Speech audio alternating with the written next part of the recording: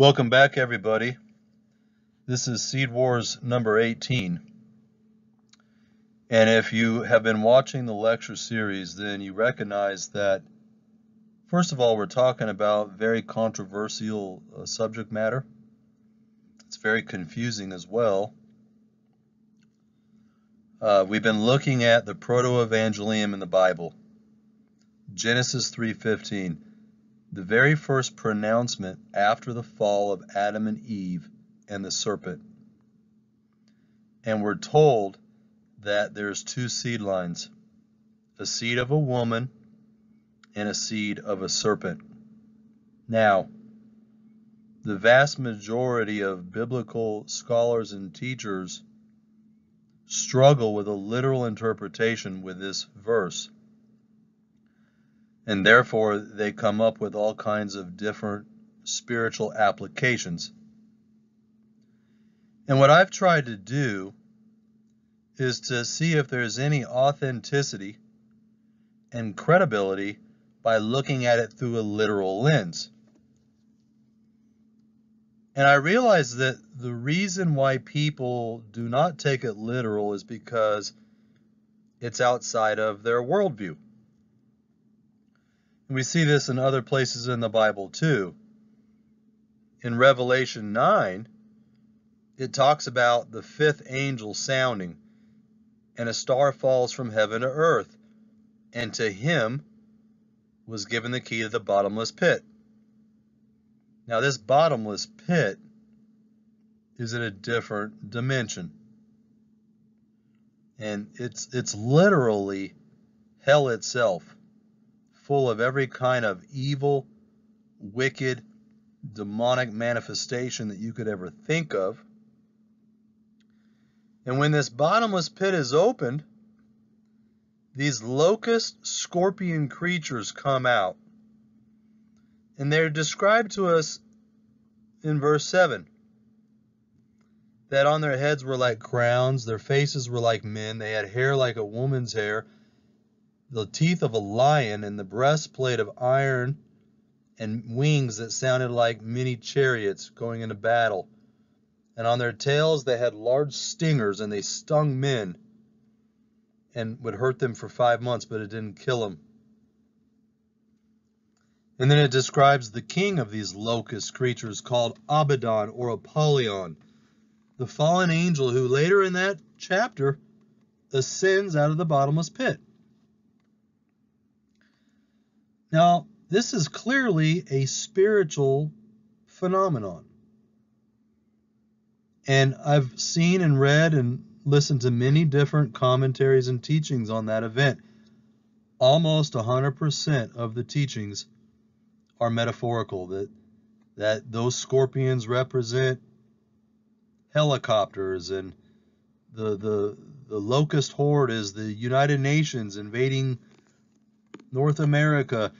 You know, people do not take any of these verses literal, and you have to put it in context. We're talking about the bottomless pit where the devil and the demons and the fallen angels are.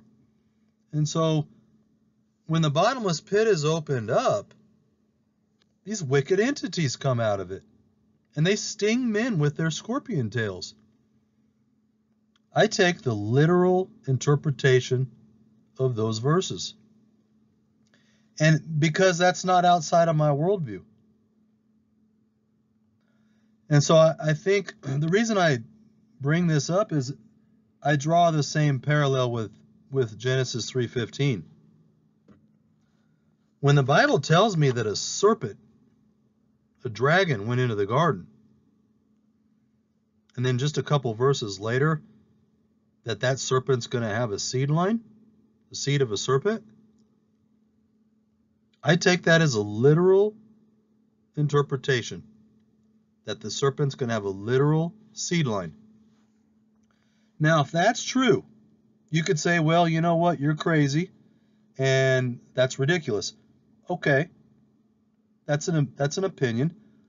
But let's go ahead and take a look at what the archaeological and historical record demonstrate, and then let's re-examine that thought. Because what the historical record shows time and time again is that every ancient culture that's ever existed on the face of this earth subscribed to the idea of some ancient hybrid serpent race that started everything on this planet. Just the other day, I was watching on the History Channel Ancient Aliens, and they were talking about this reptilian extraterrestrial race who came down here 10,000 years ago and kick-started everything by hybridizing the DNA of hominid man with an ape to make human beings. And so, you know, that's getting traction time. People are watching that, and they're able to subscribe with that idea that, oh yeah, they're aliens. But yet people have a hard time believing in the biblical version. You know, last week we looked at some of the ancient history, specifically the divine serpent race called the Nagas. The Nagas are the ones who started Hinduism, Buddhism, Taoism. They were this ancient serpent bloodline that could shapeshift into human form. And according to many of the teachings we looked at, it is said that they are the ones who started all of the royal dynasties, including Lord Vishnu, who is the god of Hinduism. Here we see an image where Lord Vishnu has taken the form of a beautiful woman. He's shapeshifted into that form. And later he ends up having to cut the head off of this serpent human being. Now today we undermine this by calling it mythology. But so far up to date, every single mythological account that I've ever studied demonstrates a significant root or core of truth that the mythology was based around. We have all these different renditions of these serpent-looking men, which the word Nagas translates as a cobra man, that these cobra men came down and they took the women. See these little ladies over here in their little bikinis waving? That's what they're trying to demonstrate here. These serpent beings, like this one back here with the angel wings, these fallen angels who are reptilian in form, they take the women and sleep with them. See, that's what a seraphim angel is. According to the biblical definition of a seraphim angel, it is a fiery flying dragon or serpent. And those angels mix their DNA with people on the planet, and they created all of these hybrids, and they started this hybrid race, which is a reptilian race. We also looked at the beginning of Buddhism. We saw how Musa-Linda, one of the king of the Naga serpent people, protected Buddha from the storm by putting a cobra hood over his head. This represents the coiled serpent down here. He taught Buddha about the transcendental meditation, how to put yourself in an altered mental state, because that's necessary to receive the occult spirits that are in the world that are trying to get in. They need you to relinquish your free will and open yourself up to the spirit realm. That's why we see in the Garden of Eden that the Nakash was a soothsayer who put someone in a spell by giving them a root or an enchantment. That's the only way he could control Eve. That's why we see the image over here when Lord Vishnu takes on the image of the beautiful Mohini. She's distributing the Amrita, or the elixir of the gods, to all of the divas or divaputas, which translates as the sons of God, the fallen angels. So we see in all the different accounts the same concepts, using the roots and the herbs to give you the mind-altering drugs, putting people in hypnotic trance states so they can become demonized, and then manipulating the human genome by mixing the fallen angel DNA with the human DNA.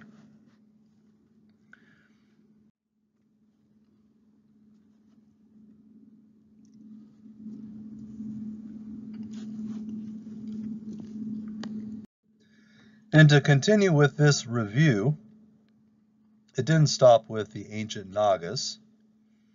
We went into the Americas, South, Central, and North America. We looked at the Aztecs, the Mayans, the Hopi Indians, all of who have different renditions of the serpent gods, half human, half serpent gods who, once again, can shapeshift and present themselves in human form. Quetzalcoatl, known as the Feathered Serpent, or the wisest serpent. A lot like the Nakash, the angel in the garden who was said to be the wisest creature that God had ever made. And when you see the different renditions of these entities, they're reptilian, they have a human face and torso, they have fallen angelic wings. Quetzalcoatl himself is a green reptilian human entity who has feathers, wings made out of feathers. Where do you think that symbolism derives from? Don't angels have wings with feathers? And so this is just these ancient people groups trying to articulate what these fallen angels did.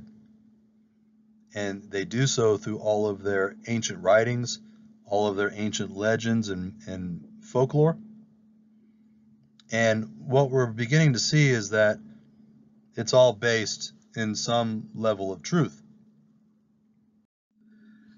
Now today I just want to take some time to look at one of the most prolific cultures that have ever walked the face of the earth, and that is the Egyptians, and look at the dynasty of the Pharaohs. We're going to learn that almost all of Egyptian culture was based around the crocodile gods, half human, half crocodile. In fact, the most famous of these is Sobek. He's a hybrid, half human, half crocodile god of the Nile River. He's associated with the royal bloodlines of the Pharaohs, and we'll look at that in a moment. Turns out that Sobek is the god of fertility. In fact, the word Sobek translates as one who impregnates. That's what the crocodile god was responsible for, taking the wives of men and impregnating them. And in my opinion, this is another rendition of the serpent in the garden, the Nakash. The Nakash, as we've reviewed in other lectures, was known as the man-dragon. He was a reptilian being, and he also impregnated, and in doing so created his own seed line. Now, in the era of Sobek, we're going back to the original ancient Egyptian period, back to 2686 BCE. That's 4,600 years ago, almost 5,000 years ago, right after the flood. In Sobek, there's multiple writings referred to as the pyramid texts.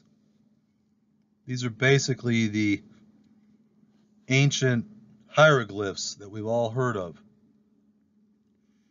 In fact, they're the oldest ancient Egyptian funerary texts known in existence. They've been carved all over the subterranean walls of the Egyptian pyramids, including the legendary Book of the Dead, which is basically a very complex and sophisticated grimoire of spells that are said to allow the pharaohs to turn into the gods or to blend with the gods. In fact, legend has it that these spells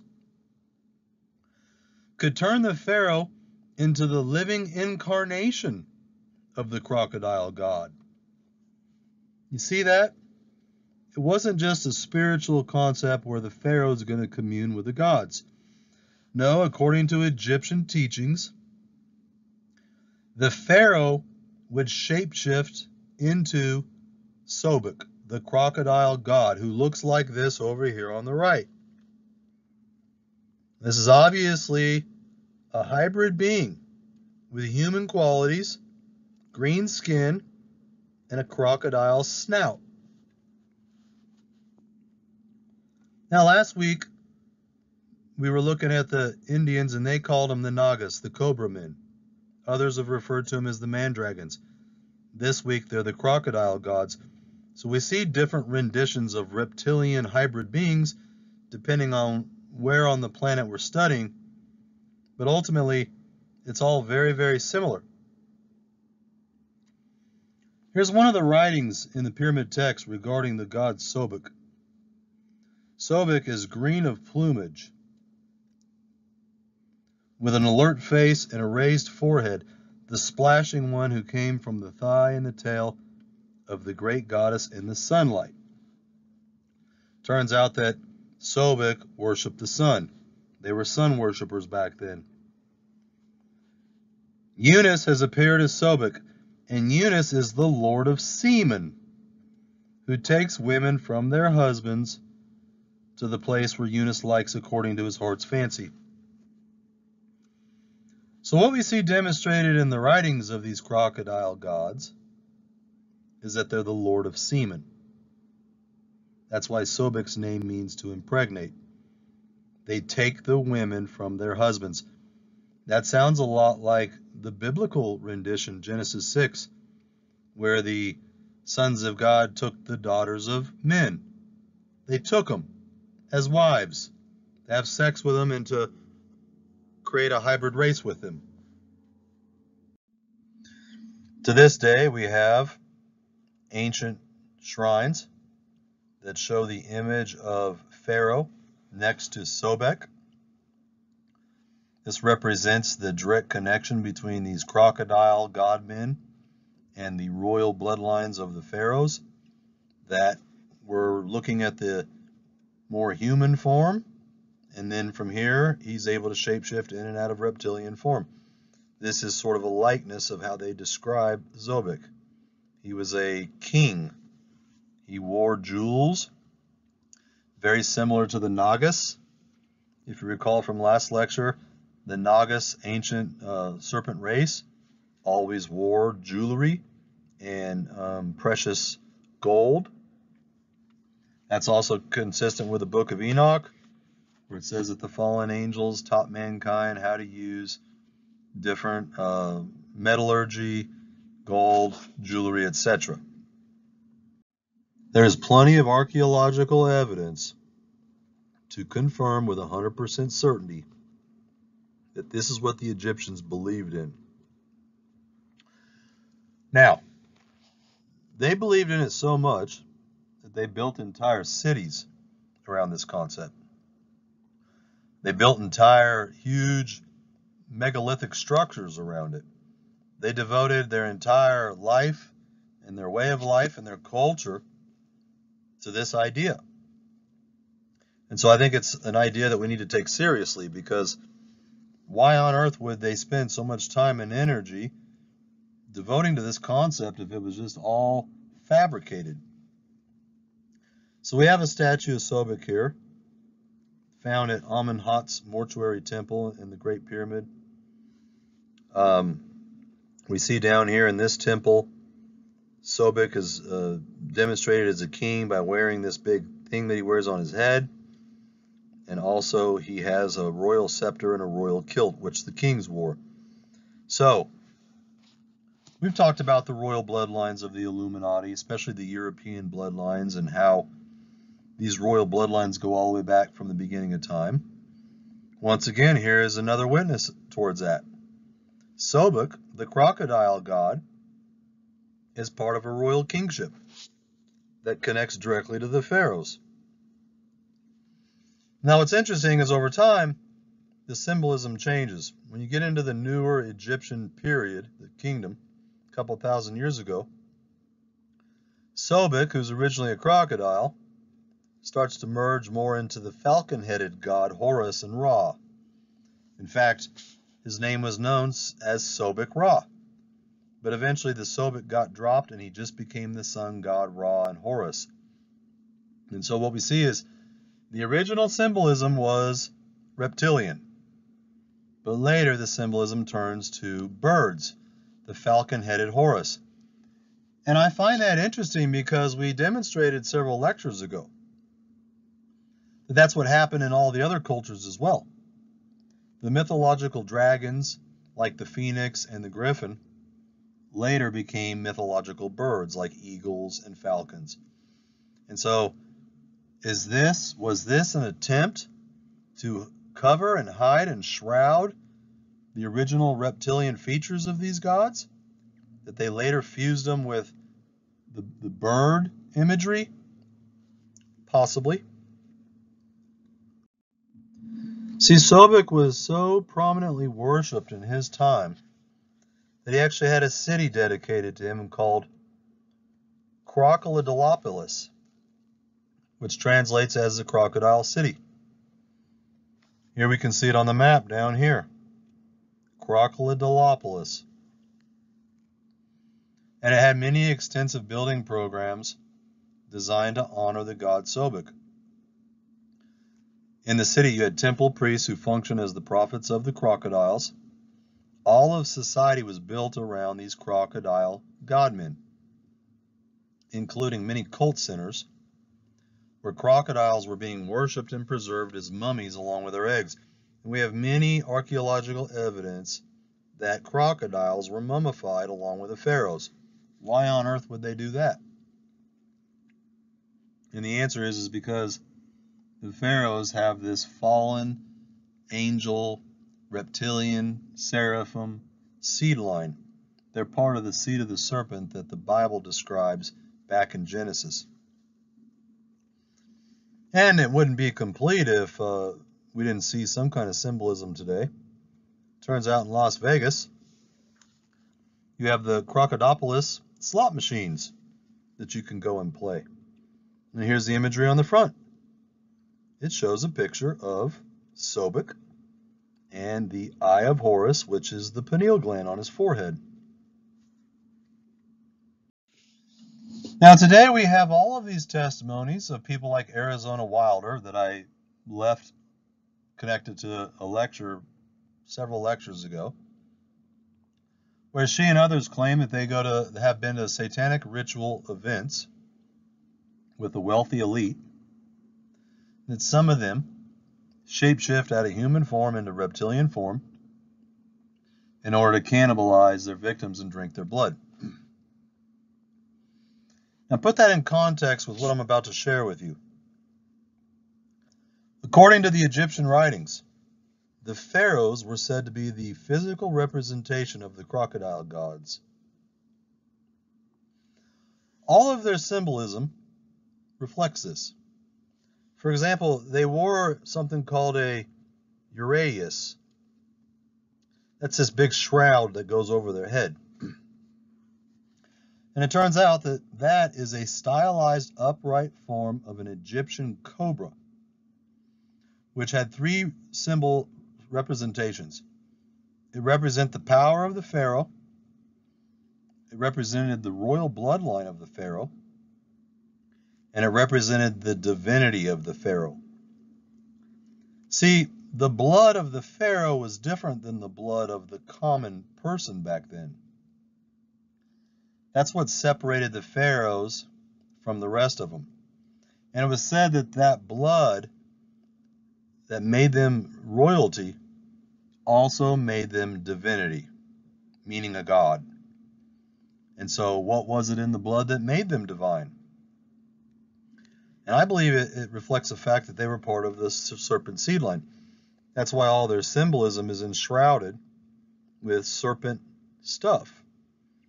This headdress that pharaohs, all of the pharaohs in Egypt wore for thousands of years, that represents the cobra, and you see the snake right on his forehead. And to me, this looks very similar to what we see in Buddhism and Hinduism, with Buddha surrounded by the cobra hood to protect him with the coiled serpent down below. That's what we see over here. See this right here, this imagery right here? That represents the coiled serpent here. And then this big giant display right here, this headdress, represents the hood of the cobra, protecting him. When you go back, archaeologically speaking, and you look at all of the ancient pharaohs, all the way down through Akhenaten and King Tut, they all wore the big shroud over their head, and their writings confirm that every component to it symbolizes the cobra. From the cobra on their head to the cobra underbelly, which is the little beard that he has, all the way to the cobra hood. This includes even the pharaohs of Egypt during the time of Moses, which we'll take a look at here momentarily. Now, it turns out there are many other renditions of these crocodile gods besides just Sobek. We have Egyptian serpent goddesses like the one called Wadjet, which actually translates as the green one.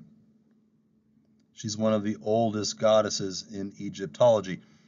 She was said to be a green, shape-shifting goddess who reigned over the Nile River with the crocodile god Sobek. And obviously, when you look at different renditions, here on the left, we see a human-looking body with green skin and a cobra's head. And over here in the middle, we see a different rendition of her, where she looks exactly like a regular woman, but they painted her with green skin to denote the concept that even though she's holding human form, underneath, she's a hybrid with reptilian DNA. And they actually show her holding the crocodiles. See, the crocodiles were worshipped in Egypt. The translation, the etymology of the word crocodile means the king of the lizards. And so you may say, well, how is it possible that they can do this? And obviously the physiology is complicated, but these are the fallen angels. Angels can shapeshift and metamorphosize into different shapes. And they can hold human form. And so when they began mating with humans and mating hybrid races, these hybrid races have human DNA and they have reptilian DNA. And obviously that DNA gives them a greater capacity to alter their form than just regular human beings. And we see this even in nature. Have you ever seen a chameleon change its colors? There are different frogs and things that can take on different appearances. They've got the mimic octopus, which can actually change its shape, its texture, and its form. So biologically speaking, shape-shifting is a possibility. We even see it in nature. Now, there was another god or goddess called Meretsker, and she was known as the Lady of the Necropolis. She guarded the gates to the underworlds. She's known as the Cobra Goddess, who guarded the Valley of the Kings, where the royal burial grounds for the Pharaohs were. And here you can clearly see a human body with a cobra head. We see the ancient serpent god Apophis, who's typically demonstrated as a giant serpent being and known as the Serpent of the Nile or the evil dragon of Egypt. He was the Lord of Chaos. And I believe he's just another representation of Satan. Notice the symbol here. We see the head of a pharaoh on a snake's body with human-looking legs and feet and angel wings. That is a fiery flying serpent from the Bible, a seraphim angel. And that's who these Egyptians were worshiping. All of their hieroglyphics demonstrate serpent worship. Same thing here. We see different renditions of a pharaoh with wings and a reptilian lower body. Here we see a serpent with a serpent head and angel wings. And so we begin to see the same symbolism, the same iconography going back to all of these ancient cultures. See, over the thousands of years, this reptilian hybrid race has basically gone underground. In other words, they've realized that if they could have anonymity, then they could have ultimate power. And so now, in today's worldview, humanity has lost touch with this possibility. Archaeologists look at these Egyptian shrines of these serpent beings that are raising serpent children, and they say, well, this was just all mythology. This was just an overactive imagination. I mean, would you sit around and build an 8-foot sculpture of a reptilian entity with its reptilian baby just to do it? Would you build huge megalithic pyramids with over 1 million 20-ton stones to dedicate to these reptilian beings if they were fake?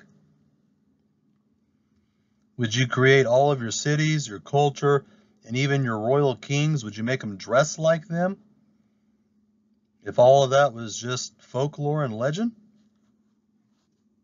I would say probably not. Every aspect of Egyptian culture demonstrates some kind of reptilian concept. From the ancient amulets that the pharaohs wore, the hieroglyphs with the Ouroboros, the serpent eating its tail, and the construction of the different megalithic structures, they all demonstrate this fact through their symbolism. And why is it when we see all of this serpent race mythology that it's always enshrouded around the concept of transcendental meditation? We see that in the garden event with the serpent. We saw that last week with the Nagas and Quetzalcoatl. And now we're seeing it again with the crocodile men in Egyptology. They were probably the most famous for it. They started the legends around the Eye of Horus, which science has confirmed is really the cross-section of the pineal gland. When you do a sagittal dissection of a human brain, you find the Eye of Horus where the hypothalamus, the pituitary gland, and the pineal gland come. All of their books, the Book of the Dead, were all grimoires to open up the Eye of Horus. Why were they so obsessed with this? And I would say most likely has to do with the fact that this hybrid race recognizes who their progenitors were. It's the fallen angels. And so they're trying to communicate with these fallen angels. And how do they do that? Through the occult, mysticism, and this transcendental state. That's how you commune with the fallen angels. And this is why we still see a lot of this manifesting even today. In the Days of Noah series, we did a lecture on Aleister Crowley. In 1904, he went to Egypt. He went into the king's chamber of the pyramid and stayed the night. He did a bornless ritual there with his wife. And according to them, a spirit led him to the Cairo Museum, where they found the stele of revealing that had the number 666 on it. And from there, Crowley would go on to channel the Book of the Law, which is basically the coming out party for the New Age movement, You could think of it as the book that would start the Eon of Horus, or the New Age movement with the Age of Aquarius. And so I believe the same spirits that were operating then, the fallen angels and the demons that were functioning on the planet in the days of Egypt, are the same fallen angels and demons that are still functioning today. And they're working and operating through the elite New World Order, who are most likely this hybrid reptilian race that goes all the way back, who have been hiding their anonymity by maintaining human form. According to Arizona Wilder and many other whistleblowers,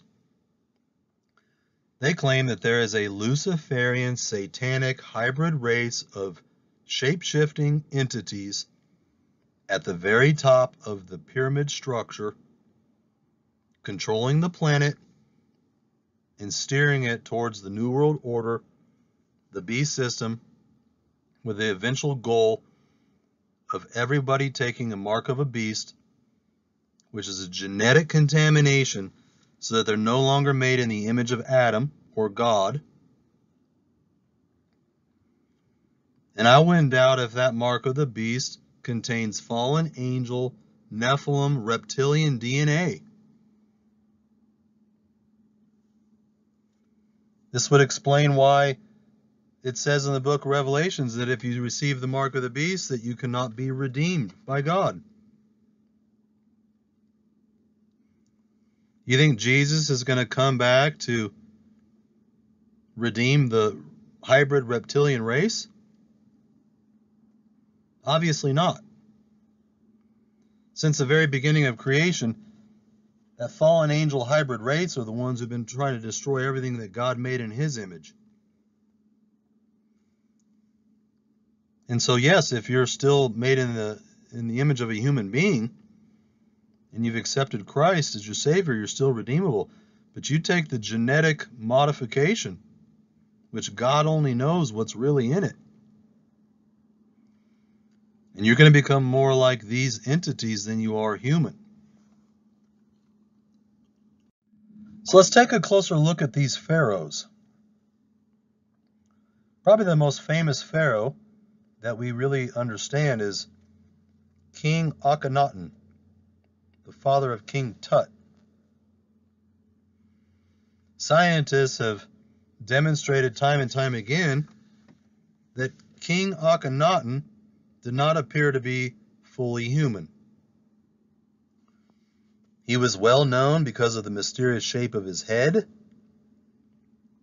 fact, he was said to have an elongated skull, like we see up here in this image.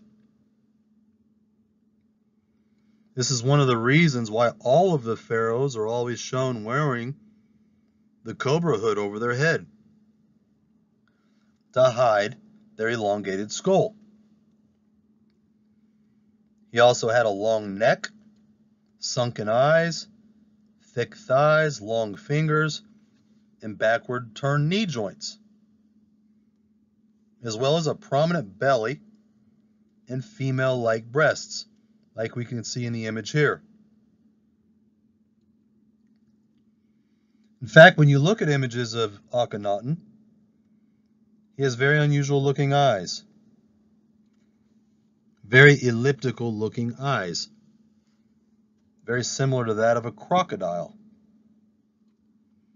I would imagine if you could see him in real life, he has a reptilian slit right there. And all of the symbolism with Akhenaten always demonstrates the cobra.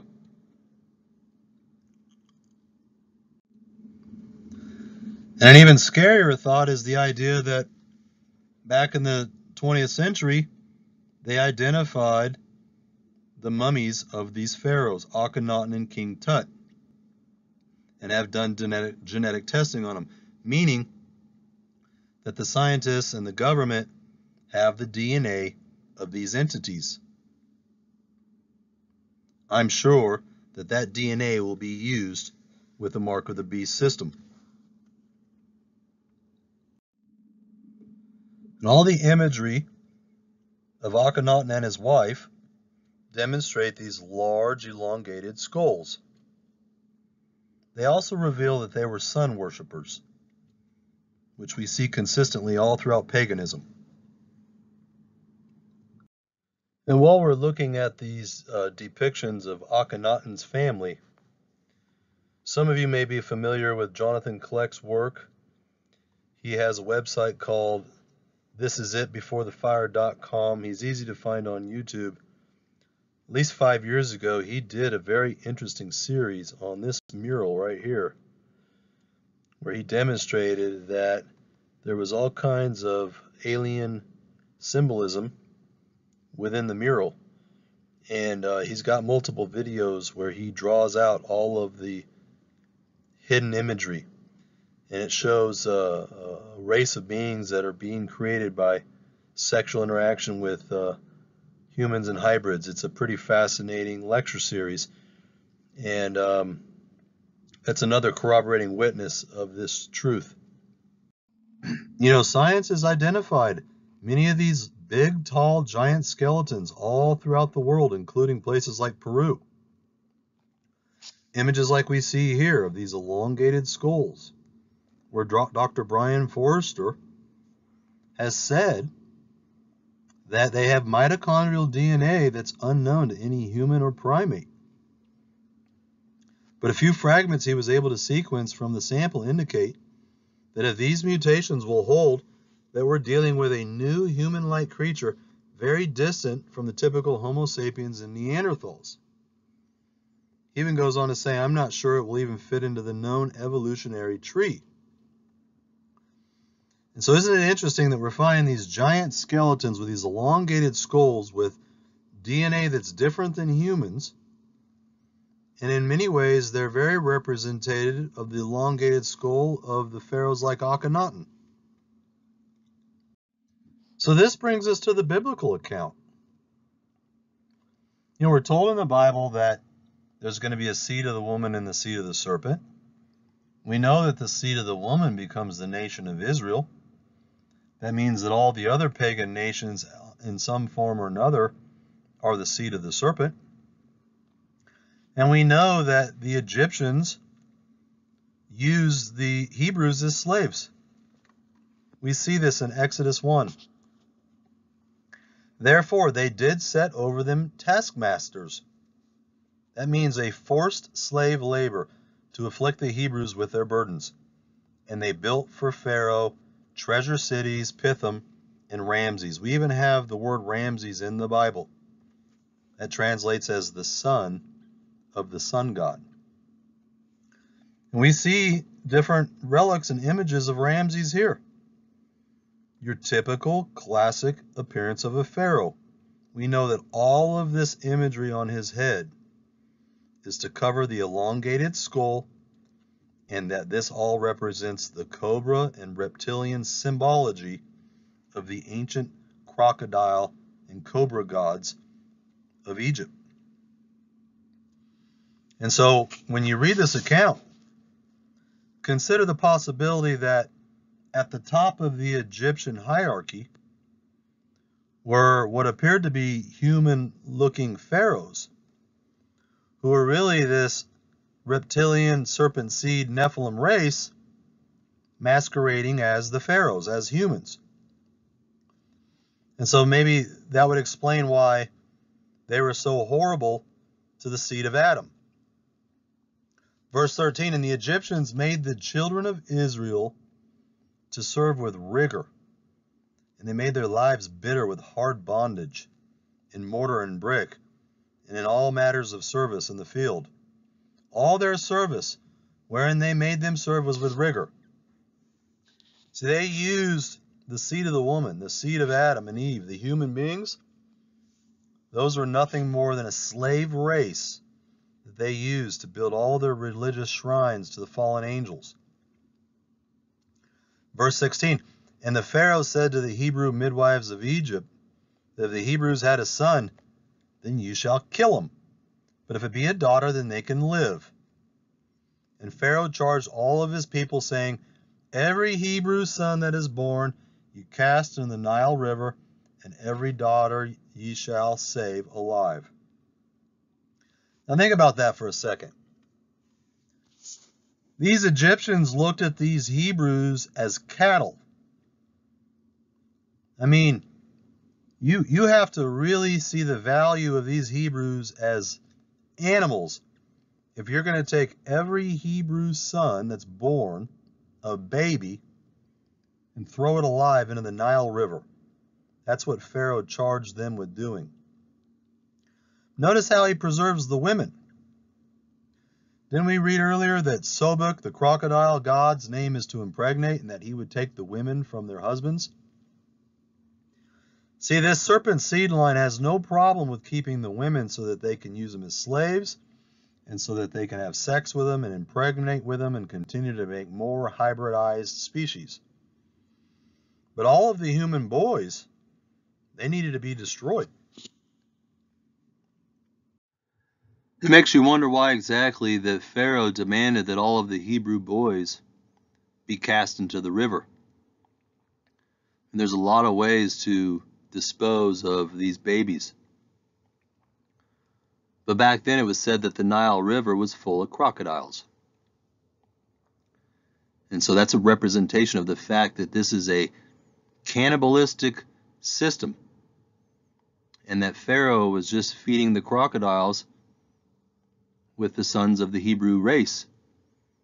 And that symbolizes this satanic serpent seed line.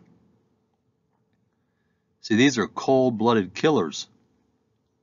Everybody's heard that expression. Even today, if someone just walks up and kills somebody, they say they killed them in cold blood. Where does that expression come from? Well, it dates back to biblical times. The seed of the serpent were cold-blooded killers. They had no problem killing because in their mind, the Hebrews were just like animals or bugs. And so they killed them in cold blood. And as it turns out, reptiles are cold-blooded creatures. That's the origin of that expression. Now this brings us to the story of Moses and Aaron being charged by God to liberate God's people. See, at this point, the seed of the serpent have been punishing the seed of the woman, just like the prophecy said in Genesis 3. And now God has to supernaturally intervene in order to liberate the seed of the woman. And so he takes Moses and he supernaturally preserves him. He allows him to grow up within the Egyptian societies as a prince so that he can learn their ways and understand them. And then he eventually uses Moses and his brother Aaron to go and face Pharaoh. And when Moses and Aaron go to see Pharaoh, they have to go obviously into the temples with all the shrines and all the imagery. And there, God told Aaron that when it comes time, you're going to cast down your rod, and I'll turn it into a serpent. Now, of all the things for God to turn that rod into, why do you think he chose a serpent? Because if we are dealing with this hybrid serpent race, then that would be a very significant threat. Because we see right away that Pharaoh responds in a likewise fashion. He calls all of his sorcerers and magicians, and they're also able to turn their rods into serpents. But Aaron's serpent goes and eats their serpents, demonstrating that God is more powerful. And so what could be a bigger threat to a reptilian race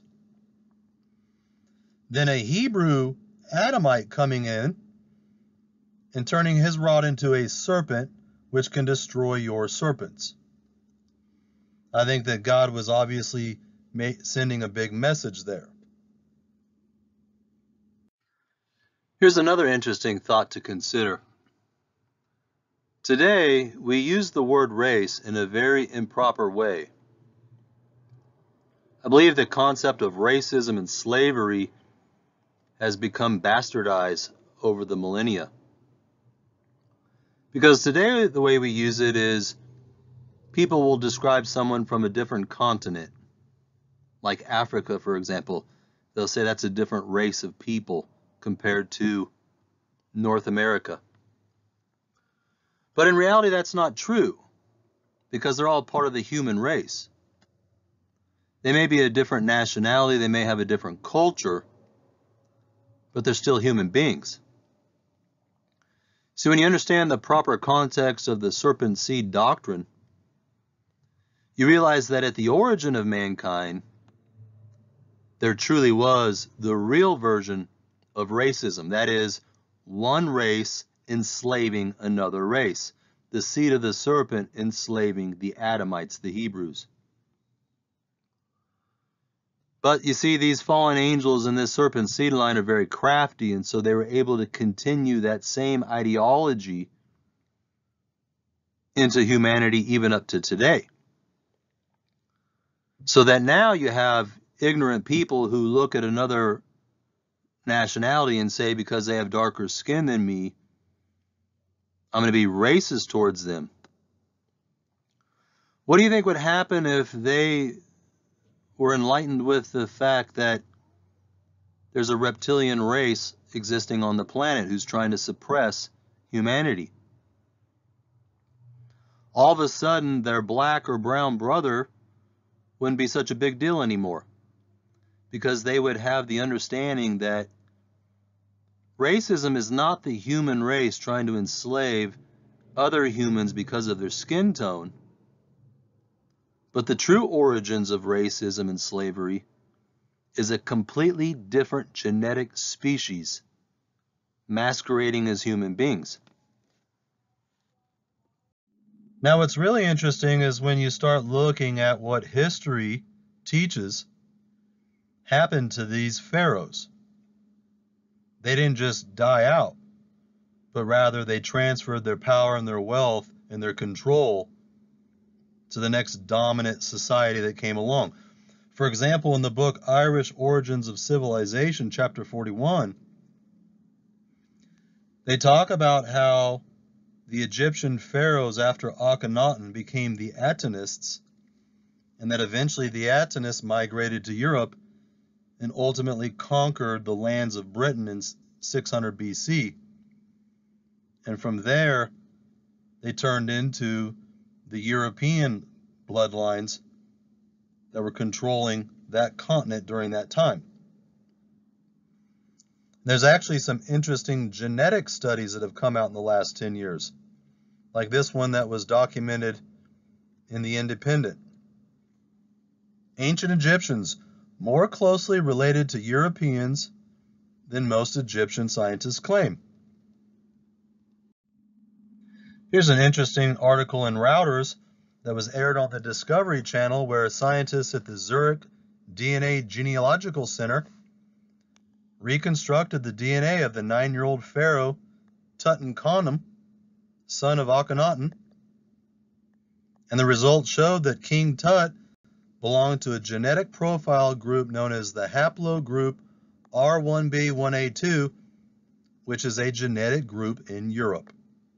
Quote, "We think the common ancestor lived in the Caucasus Mountains around 9,500 years ago."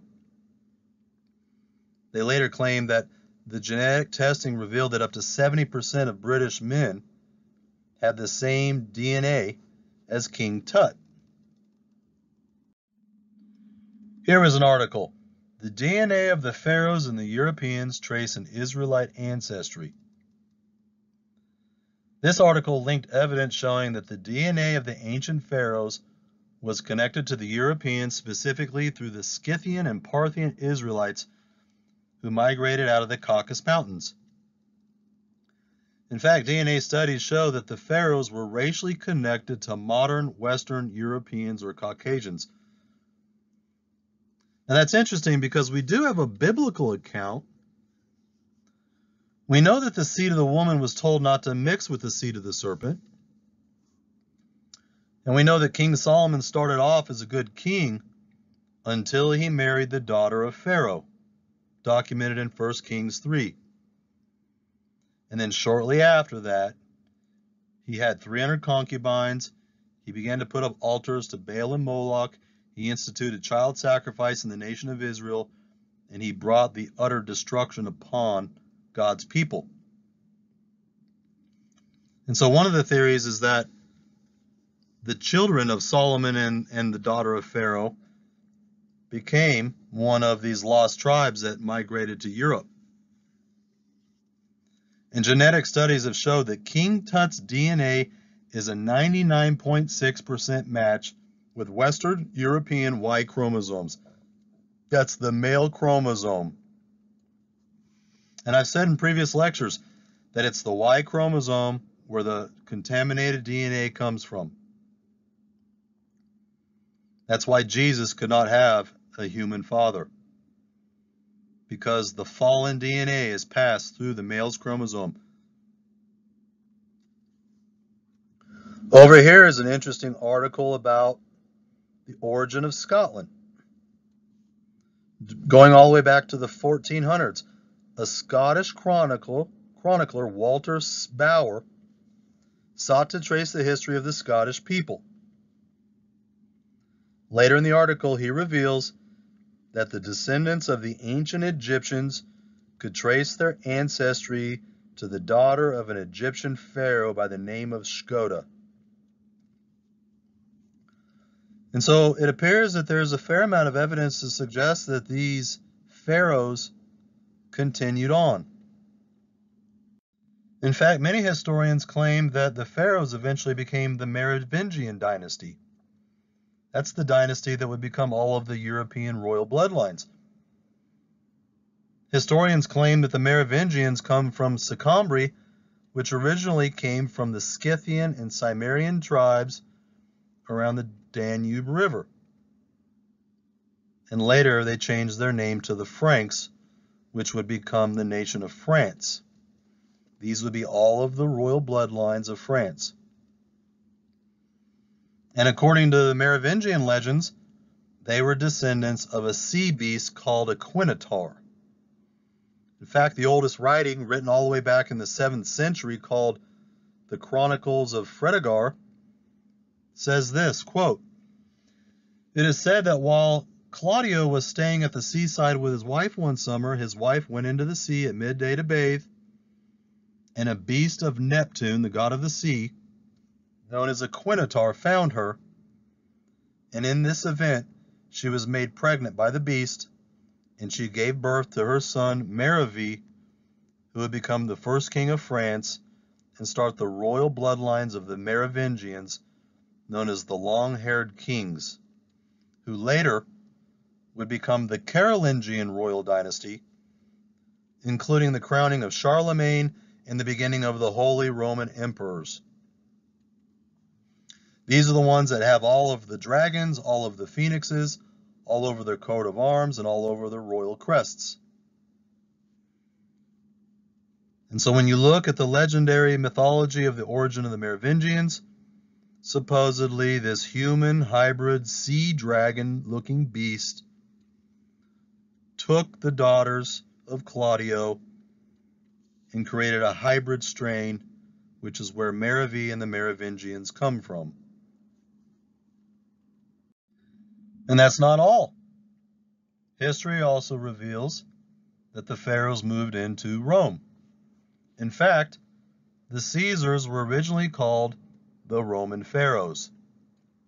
This was a term used for the emperors. After Egypt was incorporated into the Roman Empire in 30 BC, the people of Rome and the priesthood of Rome continued to recognize that the Roman emperors were the pharaohs, and they even depicted them with the traditional pharaoh garbs and appearances. We see that in imagery down here, where the emperor Caracalla was depicted as a pharaoh in the temple of Kamambo. Also here, Egyptian reliefs depicting that the Roman Emperor Trajan is wearing a full pharaonic garb, and he would sacrifice to the gods. And so what history teaches is that the Caesars and the emperors were an extension of the pharaohs. And by the way, they were also of a divine royal bloodline that connected them to the ancient gods. And there are many other famous traditions that we've all heard bits and pieces of. For example, the Egyptian Queen Cleopatra supposedly had affairs with Julius Caesar and Mark Antony to produce seed lines. And you may say, well, what's the point? And the point that we're trying to demonstrate is that when any of these ancient societies and cultures burn out, the same royal bloodlines just transfer their power and their wealth, and they take up residence as a new people group in a new area. But history demonstrates that ultimately there's this same common thread that's being transferred. I would submit that these are these royal bloodlines, the serpent seed bloodline, who then eventually become the European royal bloodlines, and so on and so forth. And perhaps this explains why we see so much Egyptian iconography throughout all of the dominant cultures that would follow Egypt, like in Rome. In fact, the Roman Emperor Caligula had the obelisk taken from Heliopolis, Egypt, and put it right here in St. Peter's Cathedral. Now, these obelisks were used as a sundial in Egypt because they were sun worshippers. And when you look at St. Peter's Cathedral in Vatican City, you can clearly see that the obelisk is a sundial. Here you can see the sun is reflecting off of it, casting its shadow here. You have the different quadrants, which represent the different hours of the day. And when you study Roman Catholicism, it becomes quite clear that they were sun worshippers. And then, of course, the next major dominant cultures continued the same thing, which is why we see an Egyptian obelisk in Washington, D.C. today. And if you've studied anything to do with the origins of Washington, D.C., then you know that the Masonic fraternity, the Babylonian religions, are the ones who put all of the symbolism. They designed the city inside of a pentagram, and it's shrouded with all kinds of occult symbology. Perhaps that explains why all the mystery Babylonian religions like Freemasonry included all of the Egyptian symbols on the dollar bill. Why else would they put the unfinished pyramid on the front of the dollar bill with the Latin words New Order Secularum on the front? Because this is the same reptilian hybrid seed line using the same mystical power of the fallen angels to help produce the New World Order system that's upon us now. And would this explain why we see so much Egyptology throughout Hollywood and music? All of the pyramid imagery, the as above, so below symbolism, the eye of Horus putting people in an altered state so that the demons and the fallen angels can control them. And so, when you look at the overwhelming amount of evidence, you look at the archaeological record, the historical record, all of the ancient mythology,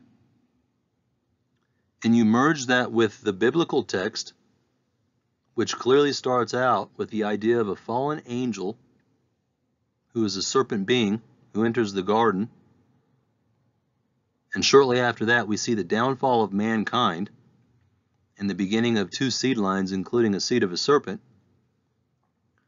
which, let me remind you, according to the prophecy, is a perpetual prophecy that will continue on to the last days, then the only logical conclusion that you can draw, no matter how difficult it is to believe or not, is that there is a half-human, half-reptilian bloodline operating on the planet today, just as they have done throughout thousands of years.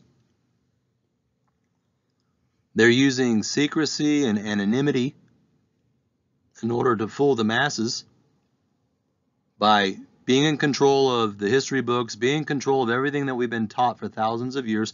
They've controlled the flow of information. They've controlled the formation of our worldview and paradigm, which doesn't include them. And now we're moving into the final phase. The last phase where they're ready to take over the planet in the open, birth their Antichrist, which is their ultimate Messiah, Satan, who's found a way to incarnate himself in flesh, and then administer their fallen reptilian DNA to every person on the planet so that they can hybridize the whole thing and make it really in their image. They're trying to hijack the original image from God, just as they did all throughout the scripture, including the book of Genesis, and redefine it in their own terms. And unfortunately, due to the ignorance of humanity, the plan is working beautifully. And according to the book of the Revelations, many people on the planet are going to marvel after the beast and take his system and his mark. And so I would admonish you that if you're not walking with the Lord Jesus Christ, that today is the day of salvation. Because Jesus has bought us back into the kingdom of God. He overcame sin and death, which was instituted into humanity from the serpent seed line. And it's only by the redemptive blood of Jesus Christ that any of us are going to make it in the end. And so that's it for today. On that note, Godspeed, and we'll see you on the next one.